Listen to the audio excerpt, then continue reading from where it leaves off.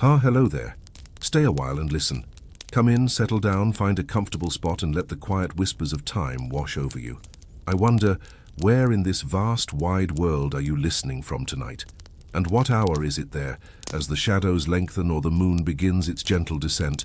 If you find a moment of peace, if these stories help calm your restless thoughts, perhaps a like or a subscription would be a kind gesture. The Sleepy Wizard always blesses those who join our quiet journey through time with a deeper, more peaceful sleep. Tonight, we journey to a time when the world seemed to hold its breath, a period often called the Dark Ages.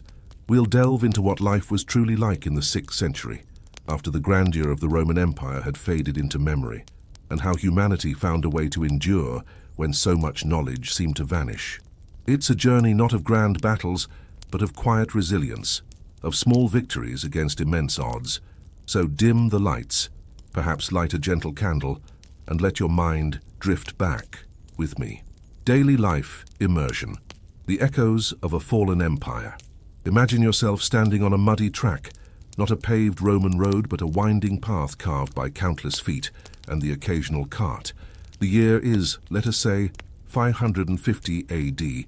The mighty Roman Empire, which once stretched its vast embrace across continents, is now little more than a fading dream, a collection of fragmented memories and crumbling stones. The grand aqueducts, once engineering marvels, might stand as silent, broken skeletons against the sky, their channels long dry, or perhaps used as a convenient shortcut for sheep. The bustling cities, once vibrant hubs of commerce and culture, are now shrunken, their grand forums overgrown with weeds, their marble statues toppled or defaced, their grand baths cold and silent. You are living in a tiny, smoky hut, perhaps built of wattle and daub, with a thatched roof that offers some protection from the constant damp. The walls are thin, yes, so thin you might indeed hear a bird sneeze from outside, or perhaps the lowing of a cow in the misty dawn.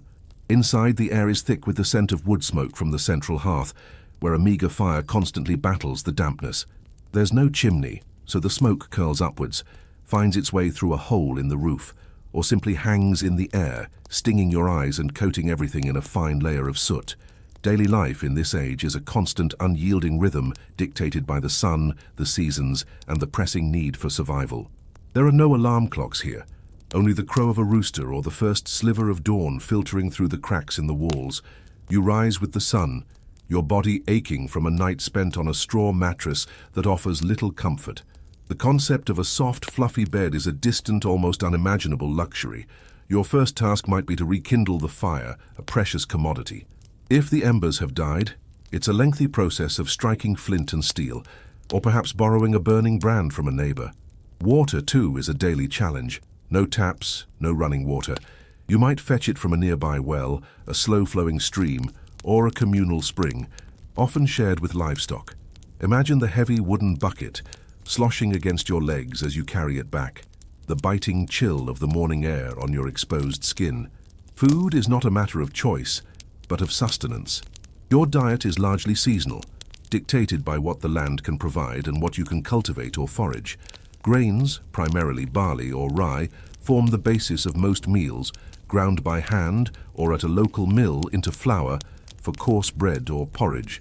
Vegetables, if any, come from your small garden patch. Root vegetables like turnips or parsnips, sturdy cabbages. Meat is a rare treat, reserved for special occasions or after a successful hunt.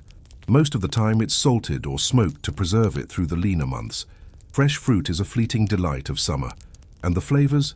Simple, earthy, often bland by our modern standards, without the vast array of spices that would arrive in later centuries. Hygiene, as we know it, is a luxury barely conceived. Bathing is infrequent, perhaps a few times a year in a cold river or a heated tub, if you are fortunate enough to have access to one. Clothes are made from rough wool or linen, spun and woven by hand, and they are worn until they literally fall apart. Mending is a constant chore. Imagine the rough texture against your skin, the perpetual smell of smoke and damp earth clinging to your garments. The concept of separate clothes for different occasions, or even for sleeping, is almost unheard of. You wear what you have. Children, from a very young age, are not simply playing. They are already contributing to the household, learning the vital skills of survival, tending animals, gathering firewood, helping with the harvest, carrying water. Childhood, as we define it today, is a brief and arduous apprenticeship for the harsh realities of adult life. The average lifespan is shockingly short, barely reaching into the 30s for many, with infant mortality terribly high. Every day is a triumph against disease, hunger, and the myriad dangers of a world without advanced medicine. Education, formal education, is almost non-existent for the vast majority. The knowledge of the Romans, the classical texts, the philosophies, the sciences, much of it has been lost or is confined to the few surviving monastic institutions. For you, the peasant, your education is practical. How to sow, how to harvest, how to mend a tool, how to recognize edible plants, how to protect your family from brigands or wild animals. Your learning comes from observation, from oral tradition, from the hard lessons of trial and error. The ability to read or write is a rare and almost mystical skill held by the clergy or a handful of scribes. Beyond the daily grind of sustenance, consider the constant underlying hum of insecurity. There are no reliable legal systems as we understand them, no swift justice. Disputes are often settled by local custom or by the strongest arm. Travel is perilous, fraught with the danger of bandits, wild animals, or simply getting lost in the vast untamed wilderness that has reclaimed many of the old Roman roads. A journey of even a few miles could take days and carried significant risk. There are no maps, no signposts, only vague directions passed down through generations. The very landscape feels different. Forests are denser, more mysterious, filled with superstitions and the unknown. The sounds of the natural world are amplified. The rustle of leaves, the howl of a wolf, the cry of a night bird. There is a closer connection to the earth, to the cycles of nature, but also a greater vulnerability to its unforgiving power. Storms are not just an inconvenience. They can be life-threatening events that destroy crops, homes, and livestock, pushing communities to the brink of starvation. And then there is disease. Plagues and fevers sweep through communities with terrifying regularity, often wiping out entire families or villages. Without understanding of sanitation, without medicine, even a simple cut could become infected and prove fatal. The Grim Reaper is a constant, unwelcome visitor, and loss is a familiar companion. Lives are brutally cut short, and the understanding of why is often attributed to divine will or dark magic, rather than unseen pathogens. Yet, amidst this struggle, there is community. Families huddle together, sharing warmth, meager meals, and stories around the flickering firelight. Neighbors rely on neighbors for help with the harvest, for protection, for comfort in times of sorrow. Survival is a collective effort, a silent understanding of shared hardship. The village or even the isolated farmstead becomes a tiny island of humanity in a vast, indifferent world. You learn to depend on those around you, to share what little you have, for your very existence depends on it. There is a deep unspoken bond born of shared vulnerability and shared triumphs, however small. If, in listening to these echoes of the past, you feel a kinship with the resilience of those who came before, and wish to support more stories that bring a peaceful end to your day, perhaps considering a subscription would be a gentle act. It helps us continue to share these quiet journeys through time, offering comfort and understanding. The reign of Theodoric and the fading light. From the quiet struggle of the individual, let us widen our gaze slightly to a figure who, for a time, brought a glimmer of order and something akin to peace to a fractured land. Theodoric the Great. His story is a fascinating glimpse into the attempts to rebuild amidst the ruins of a collapsing world. Born around 454 AD, he was an Ostrogoth, one of the Germanic peoples who had been pressing against the borders of the Roman Empire for centuries. Yet unlike many of his contemporaries, who sought to simply plunder and conquer, Theodoric had a unique vision, to blend the best of Roman civilization with the strength of his Gothic people. Imagine him not as a barbarian warlord, but as a king who admired the very structures he had by circumstance helped dismantle. As a young man, he spent a decade as a hostage in Constantinople, the surviving heart of the Eastern Roman Empire. There he witnessed the intricate workings of Roman administration, the grandeur of its architecture, the vestiges of its complex legal system. This experience profoundly shaped him, instilling in him a respect for the very traditions his people were often seen as destroying. He learned Latin, though he reportedly never mastered writing it, and gained an understanding of Roman politics and culture. When he finally led his Ostrogothic people into Italy in the late 5th century, it was at the behest of the Eastern Roman Emperor himself, Zeno, who wanted to remove the problematic Odoacer, another Germanic leader, from power. The conflict was long and brutal, culminating in the siege of Ravenna, Odoacer's capital. This was a grim struggle stretching for 3 years. Imagine the biting cold, the constant hunger, the slow erosion of hope for those trapped within the walls. The battlefield in this era was indeed a horrifying tableau of fallen men. Lives were brutally cut short. Disease, ever a silent killer, would have swept through the cramped, unsanitary conditions of both besiegers and besieged, adding to the grim toll. Yet Theodoric, with his characteristic patience and tenacity, endured. He eventually defeated and killed Odoacer, establishing himself as the ruler of Italy in 493 AD. Now, as king, Theodoric embarked on an ambitious project to rule both Goths and Romans, allowing each to live under their own laws, yet all under his overarching authority. He aimed to restore Roman infrastructure, the very roads and aqueducts we spoke of, and to revive trade. He encouraged agriculture, protected learning, and even tried to restore some of the old Roman buildings. His capital, Ravenna, became a center of art and architecture, known for its magnificent mosaics that still shimmer today. He appointed Roman officials, respected Roman institutions, and sought to govern with a sense of justice and stability. He even corresponded with other Germanic kings and with the Eastern Roman Emperor, attempting to forge a new order out of the chaos. Under Theodoric's rule, for a time, there was a fragile peace. Farmers could work their land with a little less fear. Merchants could travel with a bit more security, though still not without risk. The intellectual life, though diminished, found a flicker of light in his court, attracting scholars and philosophers.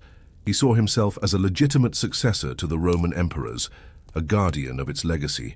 However, his dream was always a delicate balance.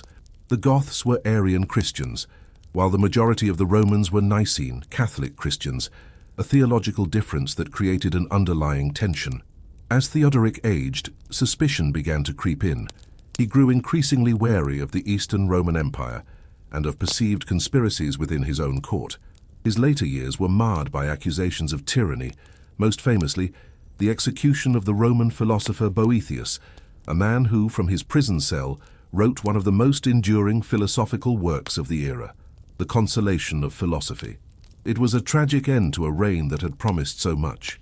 Theodoric died in 526 AD, and with him, much of the stability he had painstakingly built began to unravel.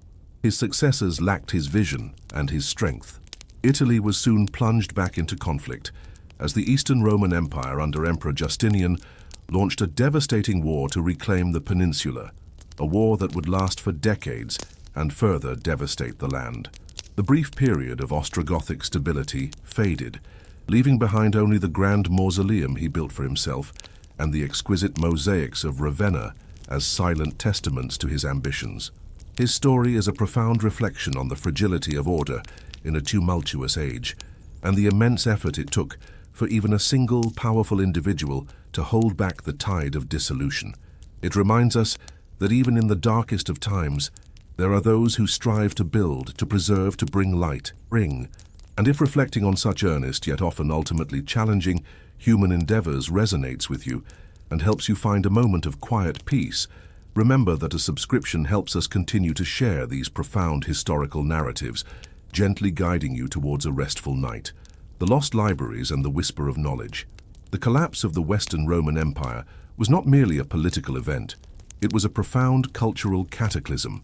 One of its most enduring and tragic consequences was the widespread loss of knowledge. Imagine, if you will, the vast libraries of antiquity, Alexandria, Pergamon, the private collections of wealthy Roman senators. These were not just rooms filled with scrolls. They were the repositories of centuries of human thought, scientific discovery, philosophical debate, and literary genius. But in the chaos and upheaval of the 5th and 6th centuries, much of this invaluable heritage simply vanished. The reasons for this loss are complex and varied. Sometimes it was deliberate destruction, as invading forces sacked cities, caring little for the delicate scrolls within their libraries. Other times it was neglect, as urban populations dwindled and the wealthy patrons who supported scholarship disappeared. There was simply no one left to maintain these vast collections. Scrolls, stored in damp, unheated rooms, were susceptible to rot, insects, and the ravages of time. Monasteries, which would later become crucial preservers of knowledge, were still in their nascent stages in many regions and often focused on theological texts rather than classical literature or scientific treatises. Consider the practicalities. Copying texts was an incredibly laborious process, done by hand, usually by scribes in a scriptorium. With the decline of literacy and the breakdown of established institutions, the number of people capable of, or willing to, undertake such a task diminished significantly. The very materials themselves, papyrus and parchment, were expensive and difficult to produce. The infrastructure for widespread intellectual activity, the networks of scholars and academies, simply ceased to function. The impact of this loss was profound. Imagine doctors having to rediscover basic anatomical knowledge that had been understood centuries before. Imagine engineers trying to build structures without access to the principles of Roman architecture. Agricultural methods, once documented, became matters of local custom and oral tradition, subject to regional variations and often less efficient. The nuanced understanding of the stars, the movements of the planets.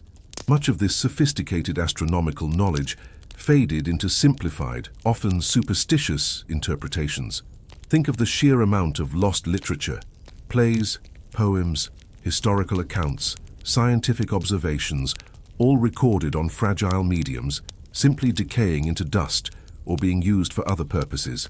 A scroll of Virgil's poetry repurposed as kindling, or a legal document scraped clean to write a sermon. The world became in many ways intellectually poorer. The vibrant exchange of ideas that characterized the Roman world dwindled to isolated sparks in a vast darkness. Yet, amidst this overwhelming loss, there were quiet acts of preservation. In isolated monasteries, often tucked away in remote valleys or on windswept islands, devoted monks tirelessly copied what they could, driven by a deep reverence for the written word, particularly sacred texts, but sometimes including classical works as well. They were the unsung heroes of this era, painstakingly transcribing manuscripts in cold, dimly lit scriptoria, their fingers numb with cold, their eyes strained by candlelight. These were often the only places where literacy survived, beyond the immediate needs of administration or religious ritual. This cultural shift meant that the way people understood the world changed dramatically. Without widespread access to historical records, the past became a murky landscape of legends and folklore. Without scientific texts, explanations for natural phenomena often reverted to supernatural beliefs. Superstition, a natural human response to the unknown and uncontrollable, gained a powerful hold. Omens were sought in the flight of birds, in the patterns of stars, in the dreams of the night. Practical knowledge, honed by generations, replaced theoretical understanding. The remnants of Roman grandeur, the crumbling ruins, became enigmatic monuments, their original purpose often forgotten or reinterpreted through a lens of myth. A vast amphitheater might be seen as the work of giants, a broken statue as a representation of an ancient god or demon. This was a world largely without books, without the widespread means to record or disseminate information, where knowledge was passed down orally, imperfectly, often shaped by immediate need rather than academic rigor. The very landscape itself, which had been tamed and organized by Roman engineering, began to revert to a wilder state. Roads overgrown, fields untended, forests encroaching. It was a time when the human footprint on the earth seemed to shrink, as if nature itself was reclaiming what had been built by a forgotten empire. This slow, gradual reversion speaks to a profound shift in human interaction with their environment, from mastery to a more precarious coexistence. It is a sobering thought, isn't it, to consider how easily the achievements of a civilization can slip away. But it is also a testament to the enduring human spirit that even with so much lost, people found ways to adapt, to innovate within their constrained circumstances, and to eventually, slowly, painstakingly, begin the long journey of rediscovering and rebuilding. If this journey through the quiet echoes of lost ages helps you find a peaceful moment, or if it gently reminds you of the quiet strength in perseverance, consider liking or subscribing. It helps the Sleepy Wizard continue to share these calming tales, ensuring a restful night for all who listen. the monastic enclaves and the noble's burden. Let us now shift our gaze from the struggling peasant and the ambitious king to two other distinct facets of life in the 6th century: the quiet, contemplative world of the monastery and the precarious, often violent existence of the emerging noble. These lives, though seemingly poles apart from the daily grind of the common folk, carried their own unique burdens and provided different forms of refuge and power in a fragmented world. Imagine, first, a monastery. In an age of dwindling cities and collapsing infrastructure, these religious communities often became islands of order and learning, even if that learning was primarily theological. They were not merely places of worship. They were self-sufficient economic units, centers of agricultural innovation, and, crucially, the primary custodians of literacy and what remained of intellectual life. Monks dedicated their lives to prayer, work, and study, adhering to strict rules that governed their every hour. The rule of St. Benedict, gaining prominence in this era, emphasized a balanced life of ora et labora, prayer and work. Picture the monastic day, rising before dawn for the first hours of prayer, often in the biting cold of an unheated chapel. The rhythmic chanting of psalms, echoing softly in the stone halls, would be a constant soundtrack to their lives. Then, to the fields, tending crops, raising livestock, or perhaps to the workshop, engaged in crafts like carpentry, weaving, or brewing. The evening would bring more prayer, followed by a simple, often meager meal in silence, as one of the brothers read from a sacred text. And finally, early to bed, on simple pallets, to prepare for another day of disciplined devotion. Life in a monastery offered a stark contrast to the insecurity outside its walls. Within there was a measure of security, a steady supply of food, though often bland and repetitive, and a community bound by shared purpose. For some it was a genuine spiritual calling, for others perhaps a refuge from a brutal world, a place where one might find a measure of peace and intellectual pursuit otherwise unavailable. These monastic communities played a vital role in preserving knowledge, painstakingly copying manuscripts by hand in their scriptoria. Without these tireless efforts, much of what we know of the ancient world would have been utterly lost. They were also centers of charity, offering aid to the poor and sick in an age devoid of organized welfare. Now, shift your focus to the emerging noble, the local lord. With the centralized power of Rome gone, authority devolved to regional strongmen.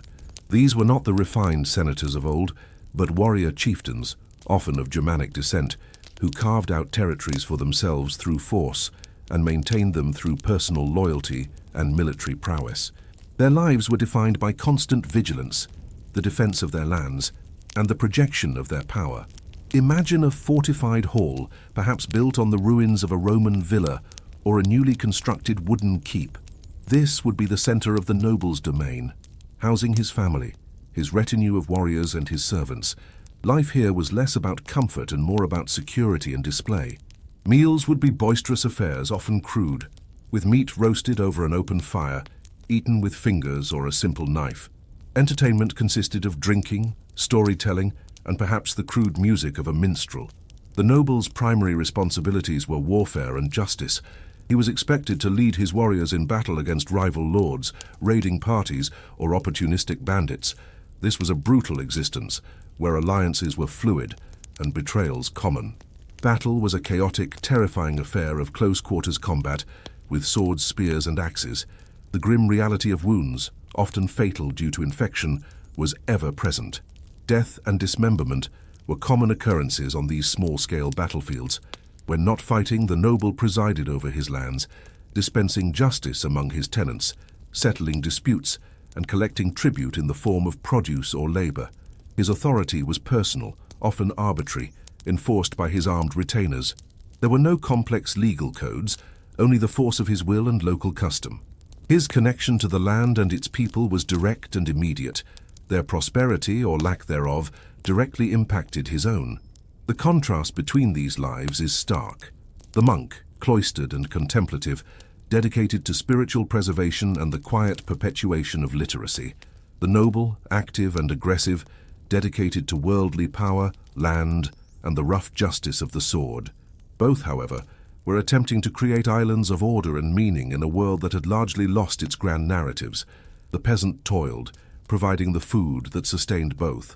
The monk prayed, providing a spiritual anchor and preserving the fading embers of learning, and the noble fought, providing a fragile, often violent semblance of protection. These disparate lives, each with its own rhythm of hardship and purpose, highlight the profound ways in which human society adapted to a new, harsher reality after the fall of Rome. They remind us that even when the grand structures of civilization crumble, humanity finds ways to persist, to build anew and to dream of a future, however uncertain.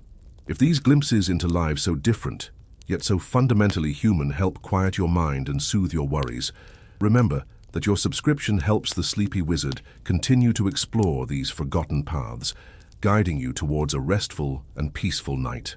Let us now shift our gaze from the struggling peasant and the ambitious king to two other distinct facets of life in the 6th century: the quiet, contemplative world of the monastery and the precarious, often violent, existence of the emerging noble. These lives, though seemingly poles apart from the daily grind of the common folk, carried their own unique burdens and provided different forms of refuge and power in a fragmented world. Imagine, first, a monastery. In an age of dwindling cities and collapsing infrastructure, these religious communities often became islands of order and learning, even if that learning was primarily theological. They were not merely places of worship, they were self-sufficient economic units, centers of agricultural innovation, and crucially the primary custodians of literacy and what remained of intellectual life. Monks dedicated their lives to prayer, work, and study, adhering to strict rules that governed their every hour. The rule of Saint Benedict, gaining prominence in this era, emphasized a balanced life of ora et labora, prayer and work. Picture the monastic day, rising before dawn for the first hours of prayer, often in the biting cold of an unheated chapel. The rhythmic chanting of psalms echoing softly in the stone halls would be a constant soundtrack to their lives. Then to the fields, tending crops, raising livestock, or perhaps to the workshop, engaged in crafts like carpentry, weaving, or brewing. The evening would bring more prayer, followed by a simple, often meager meal in silence as one of the brothers read from a sacred text. And finally early to bed on simple pallets to prepare for another day of disciplined devotion. Life in a monastery offered a stark contrast to the insecurity outside its walls. Within there was a measure of security, a steady supply of food, though often bland and repetitive, and a community bound by shared purpose. For some, it was a genuine spiritual calling. For others, perhaps a refuge from a brutal world, a place where one might find a measure of peace and intellectual pursuit otherwise unavailable. These monastic communities played a vital role in preserving knowledge, painstakingly copying manuscripts by hand in their scriptoria. Without these tireless efforts, much of what we know of the ancient world would have been utterly lost. They were also centers of charity, offering aid to the poor and sick in an age devoid of organized welfare. Now, shift your focus to the emerging noble, the local lord. With the centralized power of Rome gone, authority devolved to regional strongmen. These were not the refined senators of old, but warrior chieftains, often of Germanic descent, who carved out territories for themselves through force and maintained them through personal loyalty and military prowess. Their lives were defined by constant vigilance, the defense of their lands and the projection of their power. Imagine a fortified hall, perhaps built on the ruins of a Roman villa or a newly constructed wooden keep. This would be the center of the noble's domain, housing his family, his retinue of warriors, and his servants. Life here was less about comfort and more about security and display. Meals would be boisterous affairs, often crude, with meat roasted over an open fire, eaten with fingers or a simple knife. Entertainment consisted of drinking, storytelling, and perhaps the crude music of a minstrel. The noble's primary responsibilities were warfare and justice. He was expected to lead his warriors in battle against rival lords, raiding parties, or opportunistic bandits. This was a brutal existence, where alliances were fluid and betrayals common. Battle was a chaotic, terrifying affair of close quarters combat with swords, spears, and axes. The grim reality of wounds, often fatal due to infection, was ever present. Death and dismemberment were common occurrences on these small-scale battlefields. When not fighting, the noble presided over his lands, dispensing justice among his tenants, settling disputes, and collecting tribute in the form of produce or labor. His authority was personal, often arbitrary, enforced by his armed retainers. There were no complex legal codes, only the force of his will and local custom. His connection to the land and its people was direct and immediate. Their prosperity, or lack thereof, directly impacted his own. The contrast between these lives is stark. The monk, cloistered and contemplative, dedicated to spiritual preservation and the quiet perpetuation of literacy. The noble, active and aggressive, dedicated to worldly power, land, and the rough justice of the sword. Both, however, were attempting to create islands of order and meaning in a world that had largely lost its grand narratives. The peasant toiled, providing the food that sustained both. The monk prayed, providing a spiritual anchor and preserving the fading embers of learning, and the noble fought, providing a fragile, often violent, semblance of protection. These disparate lives, each with its own rhythm of hardship and purpose, highlight the profound ways in which human society adapted to a new, harsher reality after the fall of Rome. They remind us that even when the grand structures of civilization crumble, humanity finds ways to persist, to build anew, and to dream of a future, however uncertain. If these glimpses into lives so different, yet so fundamentally human, help quiet your mind and soothe your worries, remember that your subscription helps the sleepy wizard continue to explore these forgotten paths, guiding you towards a restful and peaceful night. Religion and belief, the shifting sands of faith. Hello there, stay a while and listen. In the 6th century, the spiritual landscape was as fragmented and uncertain as the political one. For centuries, the Roman Empire had increasingly embraced Christianity, transforming it from a persecuted sect into the dominant faith. But with the empire's decline, so too did the centralized structure of the church in the West falter, leaving behind a complex mosaic of beliefs, superstitions, and evolving practices. For the vast majority of people, faith was not an abstract theological concept, but a very real, tangible force in their daily lives. It provided comfort, explanation, and a sense of order in a world that often seemed chaotic and unforgiving. Whether they clung to the old pagan ways, perhaps a reverence for the spirits of the forest or the ancestral gods of their Germanic forebears, or embraced the new Christian message, the divine was ever present. Imagine yourself in a small, remote village. The traditions of the past, deeply rooted in the land and the seasons, still held sway. Perhaps your grandmother whispers tales of local river spirits, or your father performs small rituals to appease the forest entities before a hunt. These beliefs were not seen as conflicting with the emerging Christian faith by many. Rather, they existed side by side, offering different forms of protection and understanding.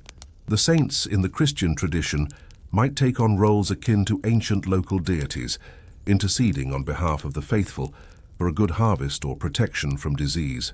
Christianity in this era was often spread not by grand crusades, but by the quiet, persistent work of missionaries and the establishment of monasteries. Monks, like those we discussed, would venture into remote areas, teaching the gospel, building small churches, and sometimes converting local chieftains. This was a slow, arduous process. Conversion was rarely a sudden, dramatic shift, but a gradual blending of old and new, as people sought to integrate the familiar comforts of their ancestral beliefs with the promises of the Christian afterlife. The village church, often a simple wooden structure, became more than just a place of worship.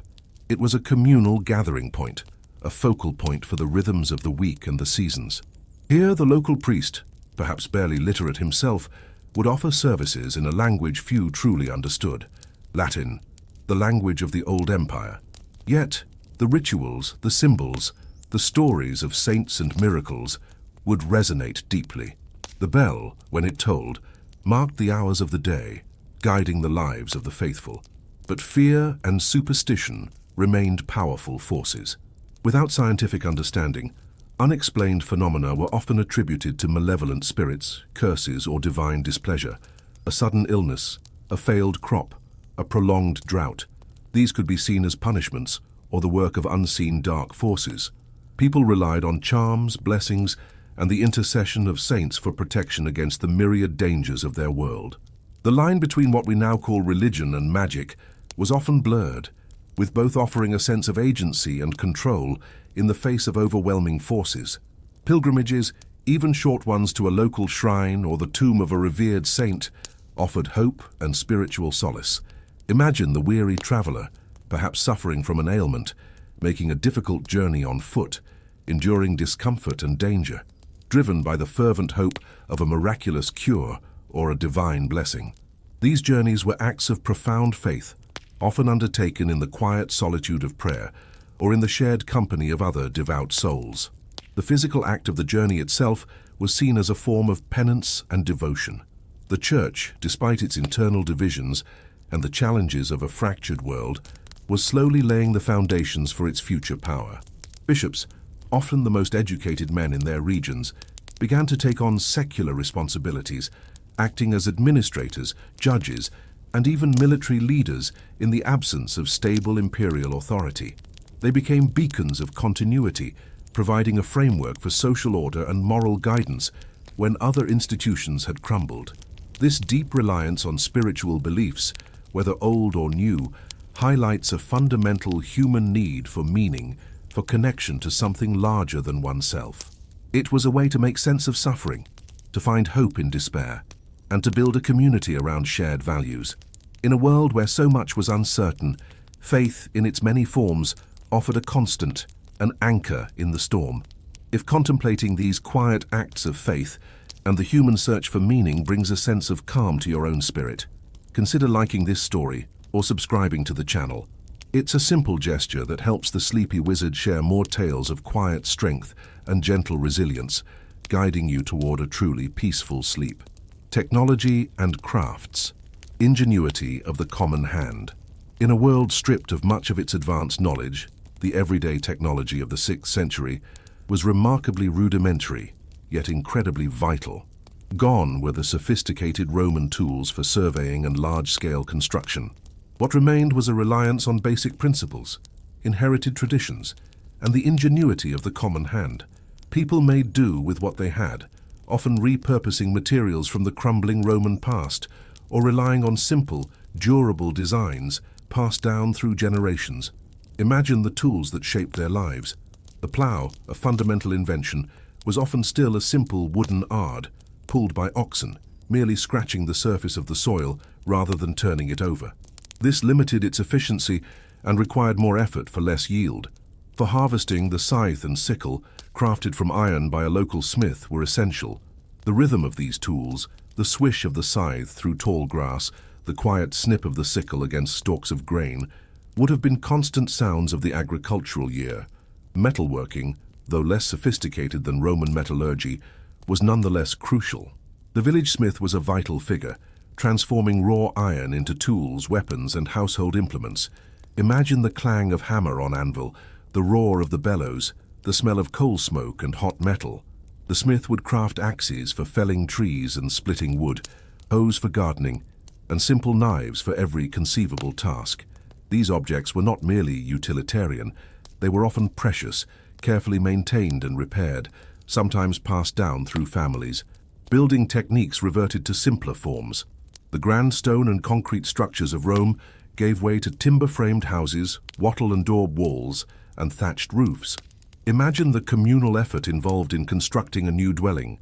Men felling trees, women and children gathering clay and straw for the daub, everyone working together to raise the sturdy wooden frame. These homes were designed for practicality and warmth, built low to the ground to retain heat, with small windows to minimize drafts. The skilled carpenter, using simple saws, adzes, and chisels, was another indispensable member of the community. Textile production was entirely a domestic affair, predominantly women's work. Wool from sheep was carded and spun into yarn using drop spindles, a slow, repetitive process that would fill the quiet hours. Then the yarn would be woven into cloth on simple upright looms. Imagine the rhythmic clack-clack of the loom, the patient intertwining of threads as coarse, durable fabrics for clothing and blankets slowly took shape. Dyes would come from natural sources, plants, berries, roots, yielding earthy tones of brown, green, and muted red. Every piece of clothing was a significant investment of time and labor. Pottery, too, was often made locally, by hand building or on a simple slow wheel, fired in basic kilns. Bowls, jars, and cooking vessels were essential for storing food and preparing meals. These were often undecorated, purely functional items, their rough texture and simple shape speaking to the immediate needs of survival. Transportation relied heavily on animal power, oxen for ploughing and pulling heavy carts, horses for riding, though less common for daily labor than oxen. Simple two-wheeled carts, often without sophisticated suspension, lumbered along the muddy tracks, carrying harvests or goods to market. Water transport, where available, was by small wooden boats or dugouts, reliant on oars or simple sails. The speed of life was dictated by the pace of an ox, the strength of a human arm, or the flow of a river. Even the most basic tasks, like grinding grain, were laborious. Imagine the rhythmic thump-thump of a hand quern, the granite stone slowly pulverizing the kernels into coarse flour, a task often performed by women for hours each day. The alternative was a communal watermill or windmill, if one existed nearby, but access was often limited, and the mechanism itself was a marvel of applied, albeit simple, engineering. This was an age where every item, every tool, every piece of clothing, and every bite of food was the direct result of human labor and simple, fundamental technologies. There was little to waste, and ingenuity was born out of necessity. The daily struggle was also a constant exercise in practical problem-solving, a quiet testament to the enduring human capacity to adapt and create, even when vast swathes of prior knowledge seem to have vanished like mist. The echoes of these simple, honest efforts can still resonate, reminding us of the foundational strengths of humanity. And if these quiet echoes help you drift into a deeper, more peaceful rest, know that your presence and attention allow the sleepy wizard to continue these journeys through time. Thank you for listening. Law and Order, the fragmented justice. In the 6th century, the concept of law and order, as understood by the sophisticated legal systems of the Roman Empire, had largely disintegrated. The unified codes and courts were replaced by a fragmented, often personal, and sometimes brutal system of justice. With no central authority to enforce laws consistently across vast territories, power became localized, residing with the strongest chieftain, the most influential bishop, or the traditional customs of a particular tribal group. Imagine a dispute arising in a small village. Perhaps a boundary marker has been moved, or a theft has occurred. There are no police forces as we know them, no formal investigators. Instead, the matter would likely be brought before the local lord or the village elders. Justice was often a face-to-face affair, relying on oral testimony and the reputation of the individuals involved. Evidence might be circumstantial, and the concept of innocent until proven guilty was far from universally applied. One of the most striking features of Germanic law, which was gaining prominence in many parts of the former Roman West, was the concept of the wehrgild. This was a fixed payment, typically in livestock or precious metals, that had to be paid by an offender or their family to the victim or their family, to atone for a crime, particularly one involving injury or death.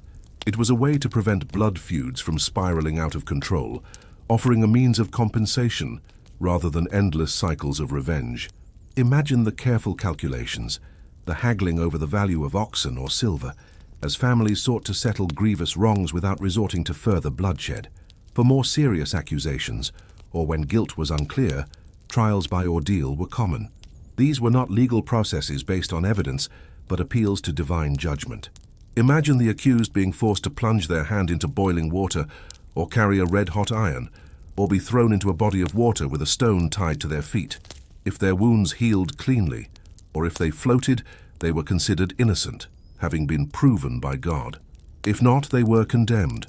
This chilling practice speaks volumes about the desperation for justice in a world without reliable institutions, and the profound role of faith and superstition in everyday life.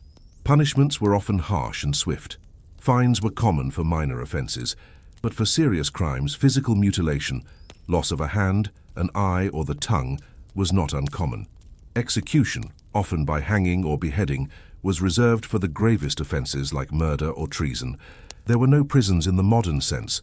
Confinement was usually temporary, used to hold an accused until judgment could be rendered or to extract a confession. The idea of rehabilitation was non-existent.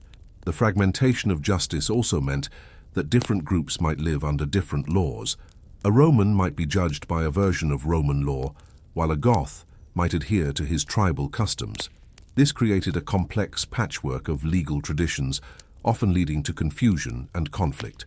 The few surviving legal scholars or clerks, usually associated with the church, struggled to maintain some semblance of order and written record, but their influence was often limited to specific regions or ecclesiastical matters. Feuds between families or clans were a persistent threat to peace, even with the existence of Vergild. The idea of honor and vengeance ran deep, and a perceived slight or injury could ignite generations of conflict. Lords often had to mediate these disputes, using their personal authority and the threat of force to keep their territories from devolving into constant skirmishes.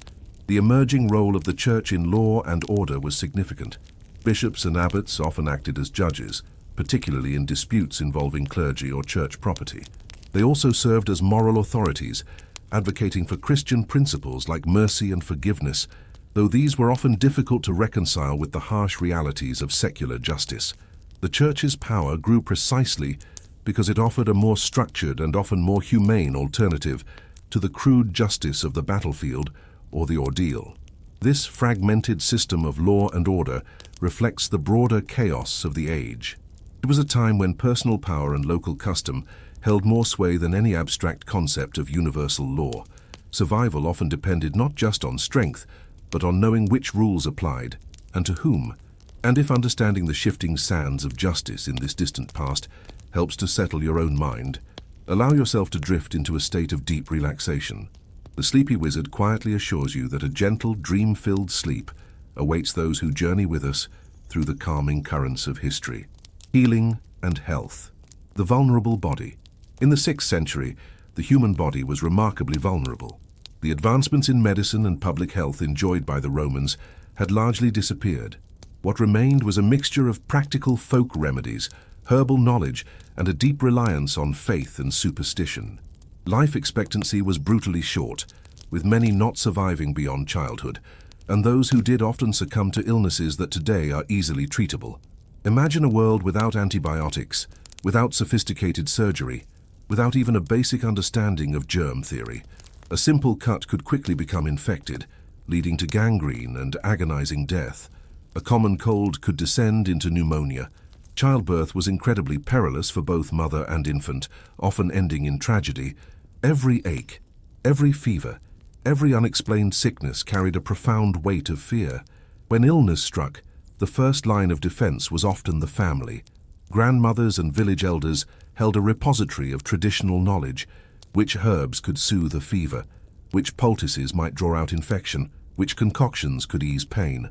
Imagine gathering chamomile for a calming tea, or seeking out willow bark to reduce inflammation. This was practical knowledge, passed down orally through generations, often effective for minor ailments, but utterly overwhelmed by serious diseases. Beyond the home, the primary figures of healing were often the local wise woman, the shaman, or increasingly the clergy. The wise woman might offer herbal remedies, but also charms, incantations, and rituals to ward off evil spirits believed to cause illness. The lines between healing, magic, and religion were deeply intertwined. For example, the Christian clergy might administer blessings, offer prayers for the sick, or even invoke the power of saints for miraculous cures. Relics of saints were often believed to have potent healing properties, and pilgrims would travel great distances to touch or pray near them, hoping for divine intervention. Monasteries sometimes had infirmaries, where monks would care for the sick, both within their community and from the surrounding areas.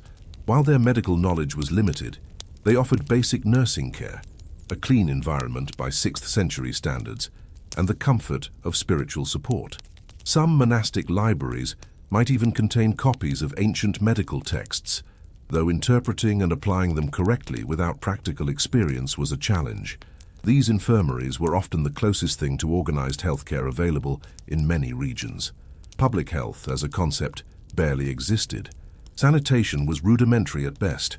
Waste disposal was haphazard, often simply thrown into streets or rivers. Clean drinking water was a constant challenge, and contaminated sources were a common vector for disease. Living in close proximity to livestock and without understanding of hygiene made communities ripe for outbreaks of dysentery, smallpox, and various fevers. The Great Plague of Justinian, which began in the mid-6th century, was a devastating pandemic that swept across continents, wiping out vast swathes of the population and profoundly altering the course of history. Its arrival would have been met with terror and despair, with little understanding of its cause or how to stop its spread. Surgery was rudimentary and incredibly dangerous. Amputations, setting broken bones or attempting to remove foreign objects from wounds, were performed without anesthesia or sterile conditions. The pain would have been unimaginable, and infection almost guaranteed. A broken leg could easily mean a lifetime of crippling disability, or worse. Life was lived in close communion with illness and death. The frailty of the human body was a constant, stark reality. Every sunrise was a quiet triumph. Every sunset a moment of gratitude for another day survived. It fostered a deep, often fatalistic acceptance of suffering, but also a profound appreciation for health when it was present. This constant proximity to vulnerability made the small comforts of life, the warmth of a fire, the taste of a simple meal, the presence of family, all the more precious. If contemplating the fragile dance between life and vulnerability in this distant past helps to bring a gentle calm to your own spirit, allowing your worries to recede, know that your quiet attention helps the sleepy wizard continue to share these profound stories. Rest deeply, and may your dreams be tranquil.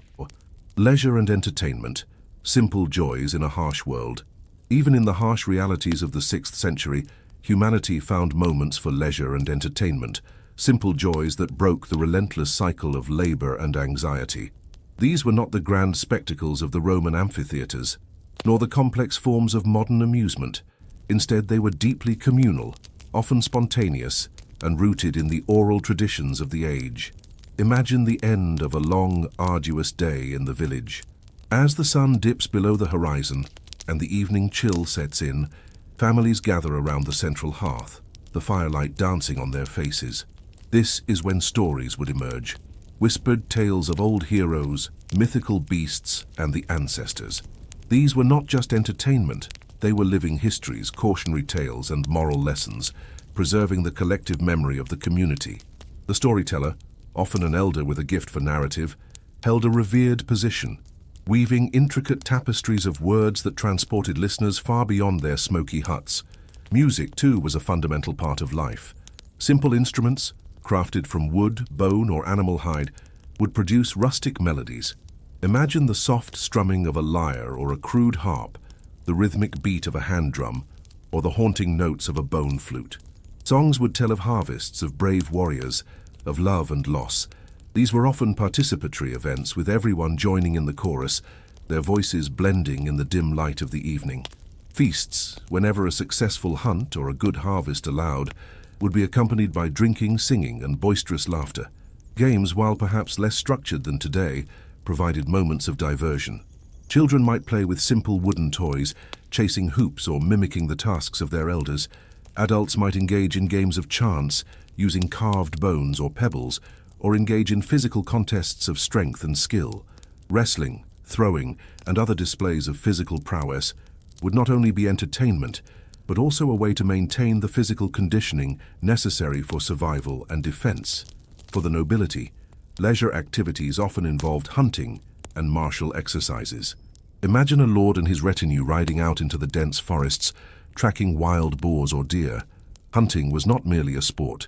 It was a practical skill, a way to supplement their diet, and a means to train for warfare. Tournaments, in a very rudimentary form, might also have taken place, allowing warriors to hone their combat skills and demonstrate their prowess, albeit without the elaborate rituals and safety measures of later medieval jousts. These would have been rare local events, drawing small crowds and focusing on individual displays of strength with sword or spear. Religious festivals and seasonal celebrations also provided welcome breaks from daily toil. The turning of the seasons, the major Christian holidays or local saint days, would be marked by communal gatherings, processions, and shared meals. These were moments of collective joy and spiritual renewal, reinforcing community bonds and offering a temporary respite from the anxieties of the world. Even if the food was still simple and the comforts few, the shared experience and sense of belonging were invaluable. Despite the hardships, laughter, camaraderie, and moments of simple pleasure endured. They were essential for mental and emotional survival, providing a release from stress and a reaffirmation of human connection. These forms of entertainment, often deeply intertwined with community and survival, underscore the human need for stories, for song, and for shared moments of joy, regardless of the era. And if this quiet contemplation of simple joys helps soothe your thoughts and gently ease you towards sleep, remember that supporting the Sleepy Wizard by liking or subscribing helps us continue to uncover and share these calming tales from history. May your dreams be filled with gentle peace. The role of women, resilience and labor. Hello there, stay a while and listen. In the 6th century, women occupied a central, though often unacknowledged, position in the fabric of society. Their lives were defined by relentless labor, profound resilience, and the crucial role they played in maintaining the household and ensuring the survival of the family unit. While their public roles were limited, their contributions were the very bedrock upon which society in the Dark Ages rested. Imagine the daily dawn for a woman in a peasant household. Her tasks began before the sun fully rose and often continued long after it set. She was the primary caretaker of the home, responsible for fetching water from the well or stream, a heavy, repetitive chore that strengthened arms and shoulders. She would be responsible for rekindling the fire, grinding grain into flour using a hand quern, and preparing the simple meals that sustained her family. The ceaseless rhythm of preparing food, ensuring warmth, and maintaining a rudimentary level of cleanliness was hers. Beyond the hearth, her labor extended to the fields. Women worked alongside men during planting and harvest seasons, their hands as calloused and strong from the arduous work. They would be involved in weeding, gathering, and storing crops. They also managed small garden plots near the home, cultivating essential vegetables and herbs. Their knowledge of edible and medicinal plants would be vital for family health and sustenance. Textile production was almost exclusively women's work. From shearing the sheep or acquiring wool, to carding and spinning the raw fibers into yarn using a drop spindle, to weaving the yarn into rough cloth on a simple loom, every step was a slow, meticulous, and physically demanding process. Imagine the hours spent day after day, year after year, patiently working the fibers, creating the very clothes that kept their families warm and protected. Mending, patching, and remaking garments was a constant necessity, as clothing was precious and worn until it literally disintegrated. Childbearing and child-rearing were, of course, central to a woman's life. With high infant mortality rates, the sorrow of losing children was a common experience. Those who survived were raised within the household, with girls learning the domestic and agricultural skills from their mothers from a very young age. There was no concept of a prolonged childhood free from labor. Girls were expected to contribute to household chores and learn practical skills that would prepare them for their future roles as wives and mothers. Marriage was less about romantic love and more about economic and social alliance. For peasant women, it often meant moving to her husband's family, joining their labor force and becoming part of their survival unit. For noble women, marriages could be strategic tools for consolidating power, forging alliances between powerful families and securing land. These arrangements were often made by fathers or male guardians, with little input from the women themselves. Despite the relentless labor and often subservient position, women held significant informal power within their spheres. They were the keepers of oral traditions, passing down stories, songs, and practical knowledge from one generation to the next. They managed the household economy, making crucial decisions about resource allocation and food storage. They were also often the primary healers within the family and community, drawing on generations of herbal wisdom. For noble women, life offered a different set of challenges and responsibilities. While spared the direct physical labor of the fields, they were responsible for managing large households, overseeing servants, and raising children who would inherit their father's lands and power.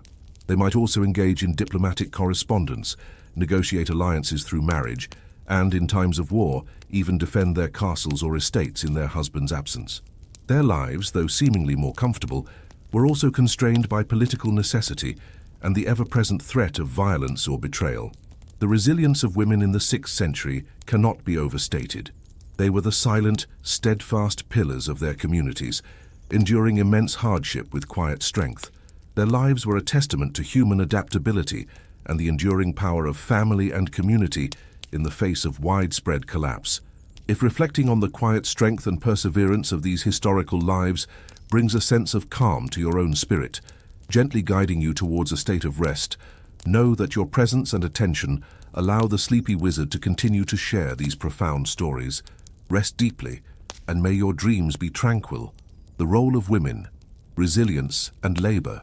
Hello there, stay a while and listen. In the 6th century, women occupied a central, though often unacknowledged, position in the fabric of society. Their lives were defined by relentless labor, profound resilience, and the crucial role they played in maintaining the household and ensuring the survival of the family unit. While their public roles were limited, their contributions were the very bedrock upon which society in the Dark Ages rested. Imagine the daily dawn for a woman in a peasant household. Her tasks began before the sun fully rose and often continued long after it set. She was the primary caretaker of the home, responsible for fetching water from the well or stream, a heavy, repetitive chore that strengthened arms and shoulders. She would be responsible for rekindling the fire, grinding grain into flour using a hand quern, and preparing the simple meals that sustained her family. The ceaseless rhythm of preparing food, ensuring warmth and maintaining a rudimentary level of cleanliness was hers. Beyond the hearth, her labor extended to the fields. Women worked alongside men during planting and harvest seasons, their hands as calloused and strong from the arduous work. They would be involved in weeding, gathering and storing crops. They also managed small garden plots near the home, cultivating essential vegetables and herbs. Their knowledge of edible and medicinal plants would be vital for family health and sustenance. Textile production was almost exclusively women's work, from shearing the sheep or acquiring wool, to carding and spinning the raw fibers into yarn using a drop spindle, to weaving the yarn into rough cloth on a simple loom. Every step was a slow, meticulous, and physically demanding process. Imagine the hours spent, day after day, year after year, patiently working the fibers, creating the very clothes that kept their families warm and protected. Mending, patching, and remaking garments was a constant necessity, as clothing was precious and worn until it literally disintegrated. Childbearing and child-rearing were, of course, central to a woman's life. With high infant mortality rates, the sorrow of losing children was a common experience. Those who survived were raised within the household, with girls learning the domestic and agricultural skills from their mothers from a very young age. There was no concept of a prolonged childhood free from labor. Girls were expected to contribute to household chores and learn practical skills that would prepare them for their future roles as wives and mothers. Marriage was less about romantic love and more about economic and social alliance. For peasant women, it often meant moving to her husband's family, joining their labor force and becoming part of their survival unit. For noble women, marriages could be strategic tools for consolidating power, forging alliances between powerful families, and securing land. These arrangements were often made by fathers or male guardians, with little input from the women themselves. Despite the relentless labor and often subservient position, women held significant informal power within their spheres. They were the keepers of oral traditions, passing down stories, songs, and practical knowledge from one generation to the next. They managed the household economy, making crucial decisions about resource allocation and food storage. They were also often the primary healers within the family and community, drawing on generations of herbal wisdom. For noble women, life offered a different set of challenges and responsibilities.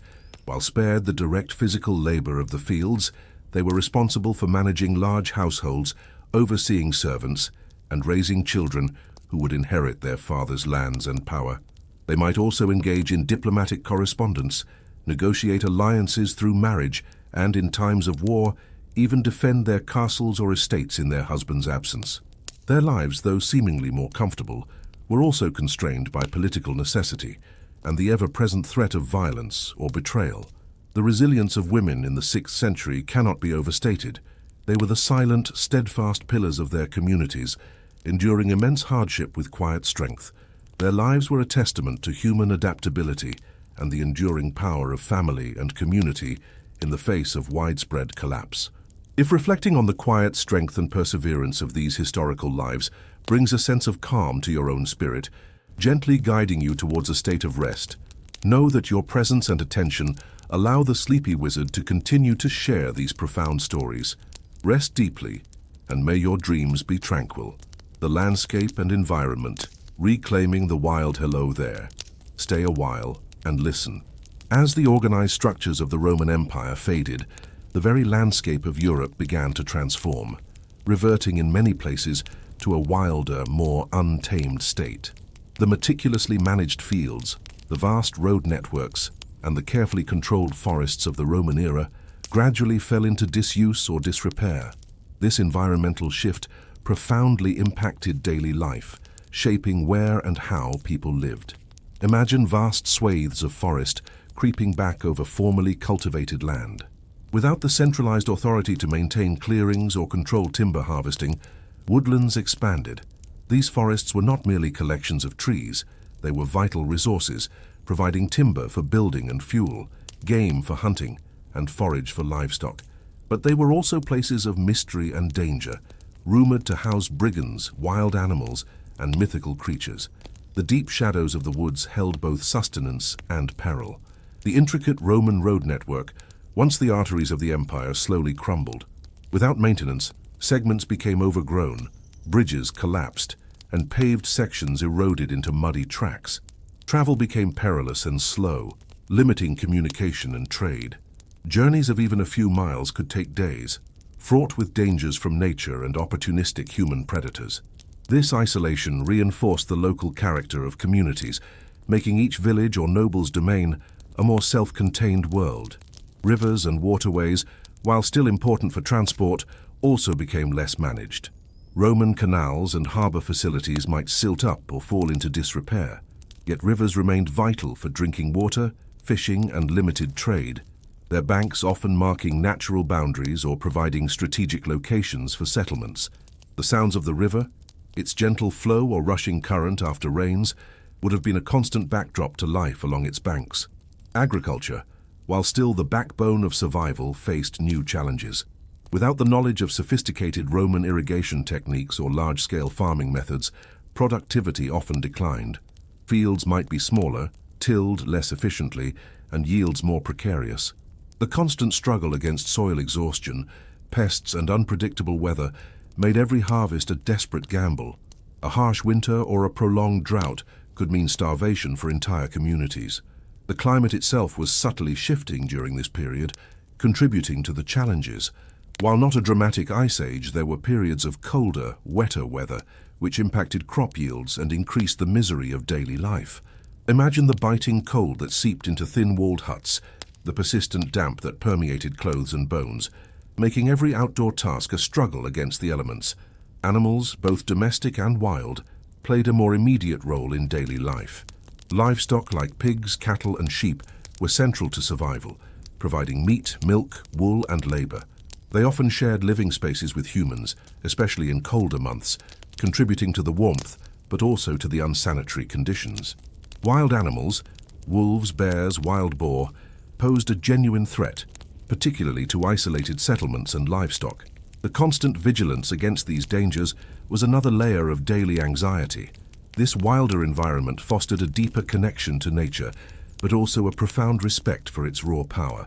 People lived intimately with the cycles of seasons, the whims of weather, and the untamed forces of the natural world.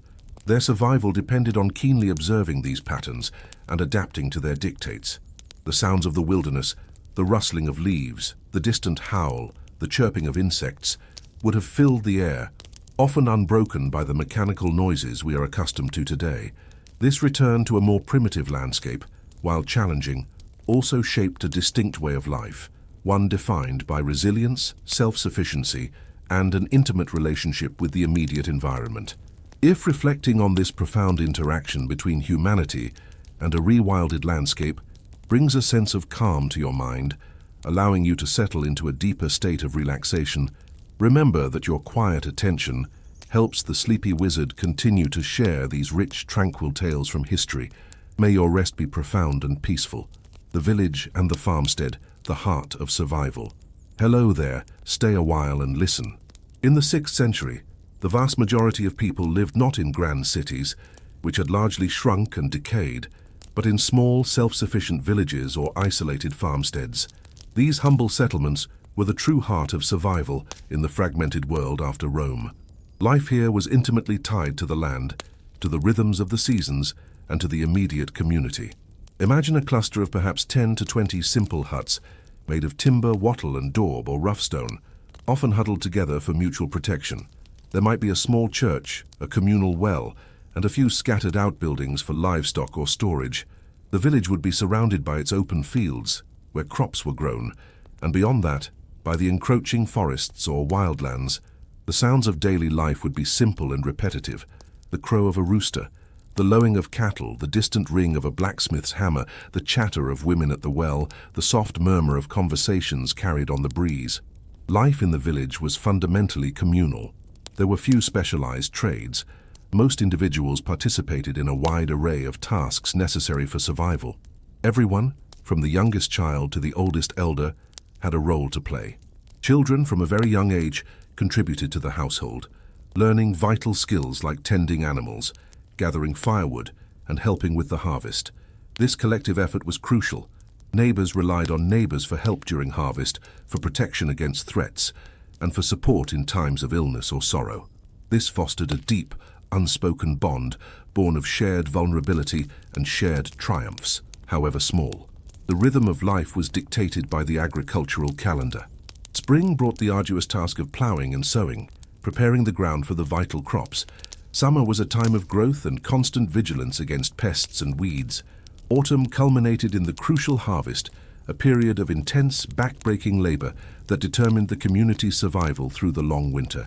And winter itself was a time of quiet endurance, of mending tools, spinning wool, and huddling together for warmth, often with meager provisions.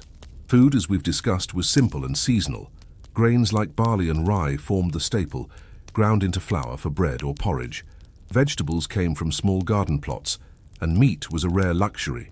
The preparation of meals, cooking over an open fire, was a time-consuming but essential daily ritual. The earthy smells of simmering grains or roasting roots would fill the smoky air of the hut. Beyond farming, the village engaged in basic crafts necessary for self-sufficiency. The local smith would forge tools and weapons, weavers would produce rough cloth, potters would create simple vessels. These were not mass-produced goods, but handcrafted items, each bearing the mark of its maker, used until they wore out and then carefully repaired or repurposed. The village or farmstead was also the primary unit of governance and defense. With no overarching state providing protection, communities often had to fend for themselves against bandits, wild animals, or rival groups. The able-bodied men would serve as a local militia, armed with what simple weapons they possessed, ready to defend their homes and families. Justice, as we explored, was often dispensed by the local lord or elders based on custom and personal authority. Life was hard, uncompromising. There was no escape from its immediate demands, no comfort of modern conveniences. Every sunrise brought the same immediate needs: food, warmth, safety. Yet, within these humble, often isolated communities, a powerful sense of belonging flourished. It was a life deeply connected to the land and to each other, a testament to the fundamental human need for connection and shared purpose in the face of daunting challenges. And if these quiet reflections on the enduring spirit of community, even in the hardest of times, helps to soothe your own mind and gently usher in a peaceful sleep, know that your kind attention allows the sleepy wizard to continue bringing these calming historical tales to life. May your dreams be serene and undisturbed. The gentle unfolding of time.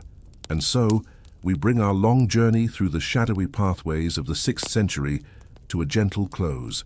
We have walked on muddy tracks, smelled the wood smoke of humble dwellings, witnessed the struggles of those who toiled the land, and glimpsed the ambitions of kings and the quiet devotion of monks.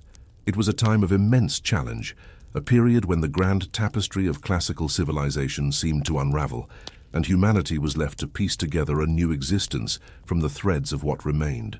We have seen how knowledge, once so widely held, became a precious and rare commodity, hoarded in isolated enclaves.